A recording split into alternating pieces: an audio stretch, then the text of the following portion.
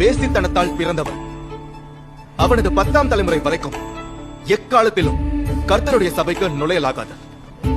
ஏனென்றால் நீங்கள் புறப்பட்டு வருகிற வழியில் அவர்கள் அப்பத்தோடும் தண்ணீரோடும் உங்களை எதிர்கொண்டு வராத நிமித்தமும் அவர்களை சார்ந்த எவரும் எக்காலத்திலும் கர்த்தருடைய சபைக்குள் நுழையக்கூடாது. பார்க்கலாமா? ஏனென்றால் அவர்கள் அப்பங்களோடும் தண்ணீர்களோடும் உங்களுக்கு நீங்க பாருங்க என்ன பண்ணிட்டு இருக்கீங்க. உன் பேர் என்ன? ஈலாம். உங்க நண்பர் ஈலாமுக்கு செயலற்ற கை இருக்கு. நீங்க குணப்படுத்துவரா? ஓய்வு நாளில் குணமாக்குவது நியாயமானது இல்லை. உங்கள இந்த மனுஷனுக்காகிலும் ஒரு ஆடு இருந்து அது ஓய்வு நாள்ல குழியில விழுந்தா அதை பிடிச்சு தூக்கி விடாம சபையில் அப்படி பேசுறதுக்கு நீங்க யாரு? ஒரு ஆட்டை விட இந்த மனிதன் எவ்வளவு அதிக மதித்த உடனே நிறுத்து. இங்க வா, இங்க வந்து இல்ல பரவாயில்லவா?